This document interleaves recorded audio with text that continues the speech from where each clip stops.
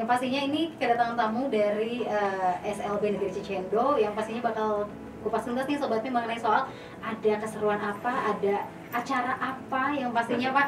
Ini ngomong-ngomong SLB Negeri Cicendo ini terletak di mana nih Pak untuk Sobat Pim belum tahu juga. Sobat Pi yang berbahagia dan mudah-mudahan senantiasa bahagia tentunya. Amin, amin Pak. Itu yang diharap ya. Betul. Nah, SLB Negeri Cicendo itu sebagai informasi barangkali sekolah luar biasa tertua di Indonesia untuk penanganan anak-anak dengan hambatan pendengaran. Atau juga lebih dikenal dengan tunarungu-wicara atau komunitas lebih juga lebih senang dengan istilah sahabat tuli, berdiri sejak tahun 1930. Sudah lama sekali berarti apa ya? Dan benar. Bangunannya pun memang bangunan lama sehingga kita juga masuk di cagar budaya. Cagar budaya juga keren banget ternyata Sobat ya. Ini tadi jauh-jauh ya Pak ya dari Cicendo. Ini tadi macet nggak Pak? Macet. Lumayan ya Pak ya? Macet luar biasa. Sudah biasa. Karena jauh itu karena harus keluar dulu dari zaman Belanda. Oh, dari zaman Belanda ya Pak ya? Dulu menerobos waktu akhirnya sampai juga ke zaman kekinian. Yang pastinya Sobat Pi, ini bakal ada pembahasannya juga seru nih mengenai soal ada acara apa, ada keseruan apa di kesempatan kali ini. Yang pastinya Pak bakal menjelasin mengenai soal apa dulu nih? Nah, bocorannya di tanggal 14 Juli insya Allah ya, Pak, ya? kita akan menyelenggarakan satu event bagian dari inovasi yang kita lakukan.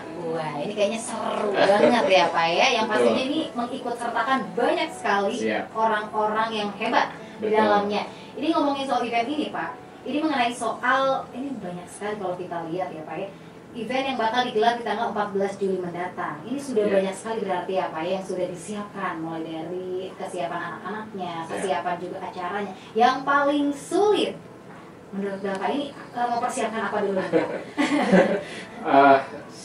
Jangan berbicara yang sulit-sulit nih. Ya gampang dulu ya. Saya akan mengawali dulu dengan nama kegiatan. Nama kegiatan itu? Kegiatannya itu adalah Expo Project Penguatan Profil Pelajar Pancasila Masagi dan Job Fair. Betul. P5 ya. P5 betul. Nah, nama ini itu kita mudahkan dengan nama kerennya sih Festival Garuda Jaya. Wah, Festival Garuda Jaya. Nah, ingin tahu kan apa itu Garuda Jaya? Apa sih kok ada nama Festival Garuda Jaya? Nah, Garuda Jaya itu singkatan dari Gerakan Disabilitas Muda Berdaya dalam Bekerja dan Berkarya. Keren sekali. Gitu. Ini keren sekali loh Pak singkatannya. Ini bisa jadi Garuda. Wah, ini identik sekali kan dengan Indonesia ya. Iya. Terus, Garuda itu sebenarnya kita coba masukkan karena kita di posisi sekolah penggerak yang proyek penguatan profil Pancasila yang burungnya adalah burung Garuda. Nah, perlu saya jelaskan juga barangkali kegiatan ini sebenarnya identitas dari dua inovasi yang kita lakukan. Inisiasinya memang dari sekolah luar biasa Negeri Cicendo. Pertama terkait dengan SLB penggerak.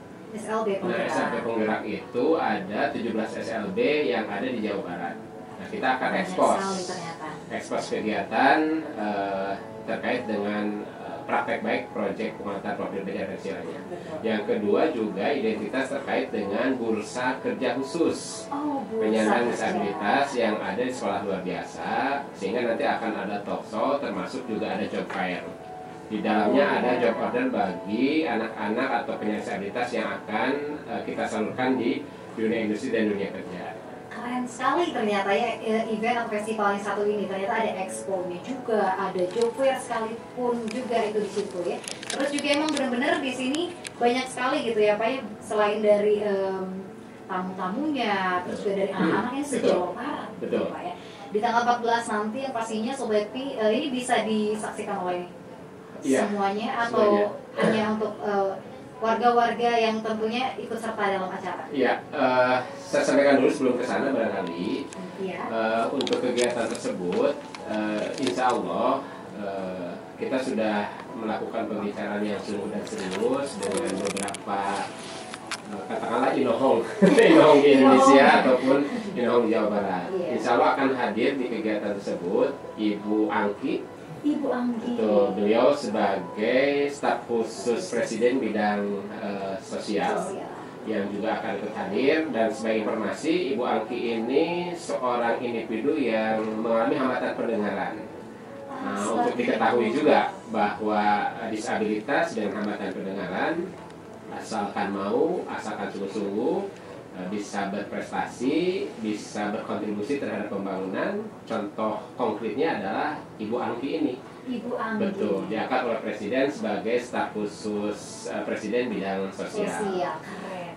Yang kedua yang insya Allah hadir juga adalah Ketua KND. Ini sebagai informasi juga. KND itu adalah Komisi Nasional Disabilitas. Yang terakhir itu diangkat oleh Pak Presiden Jokowi, bagian dari keberpihakan beliau pada penyandang disabilitas.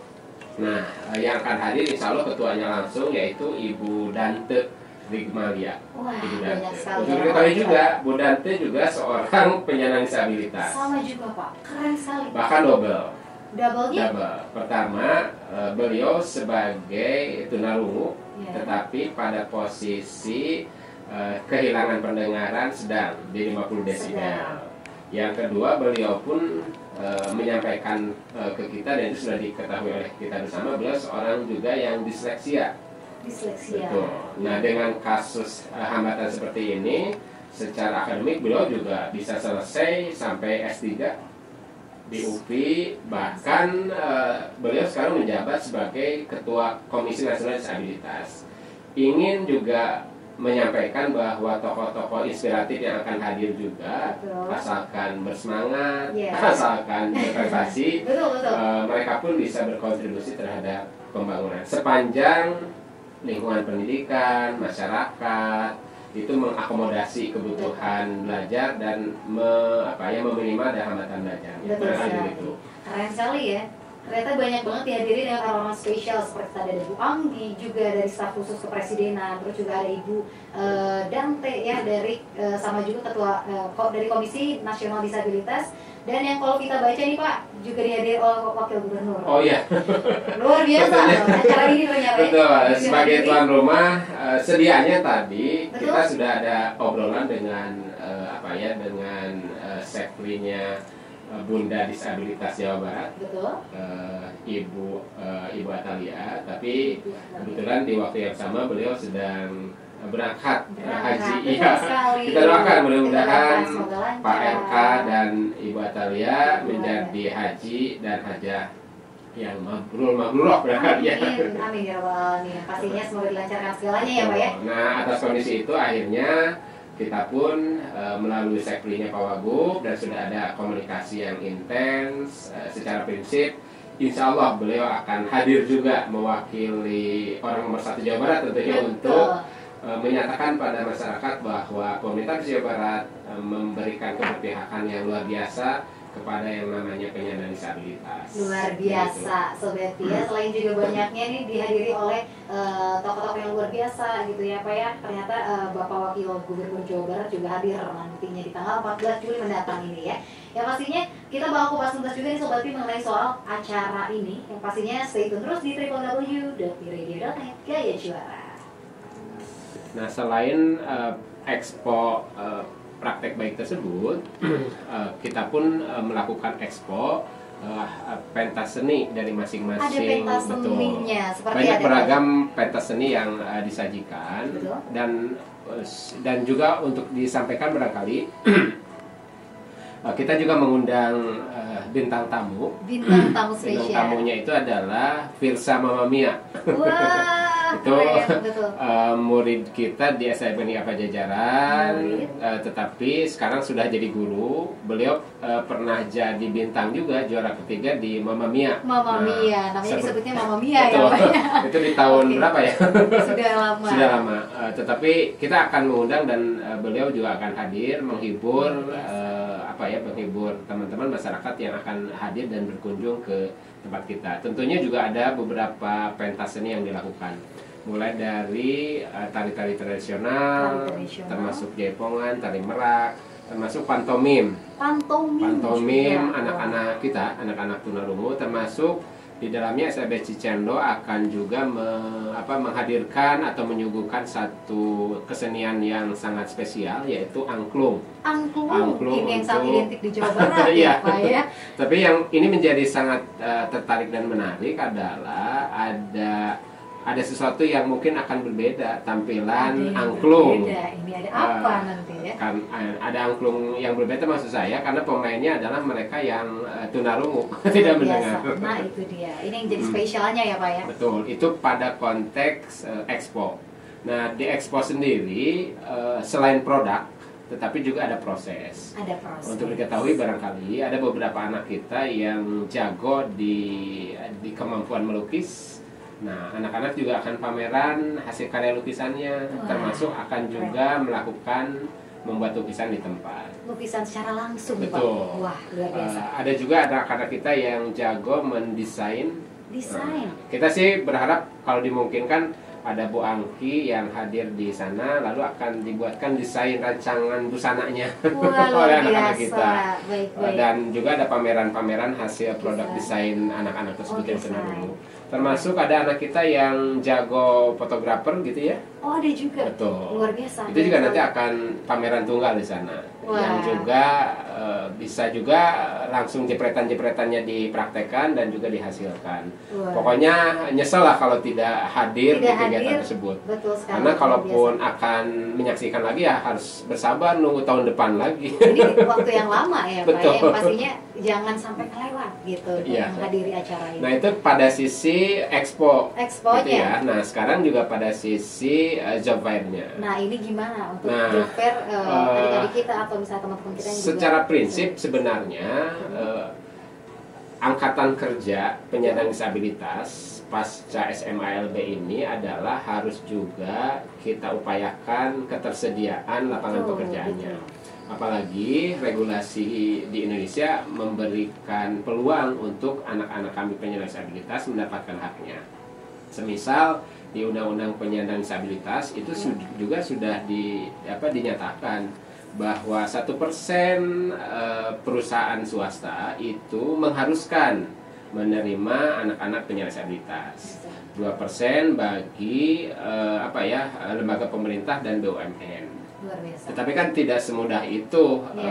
Yang harus juga kita siapkan adalah kemampuan dan kompetensi anak-anak penyandang disabilitas.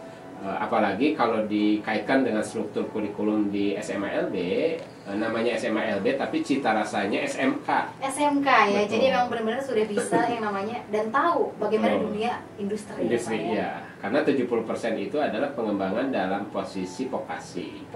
Nah, sehingga ada tahapan-tahapan yang juga kita lakukan dan mendorong anak-anak kita menjadi lebih berdaya dalam bekerja tadi. Betul. Ya. Ada sertifikasi kompetensi keahlian anak-anak kita, termasuk ketika anak-anak kita sudah punya profil. Nah ini akan kita coba sampaikan pada dunia industri dan dunia usaha supaya ada keterserapan dan ketepatan di dalam memposisikan anak-anak kita dalam bekerja.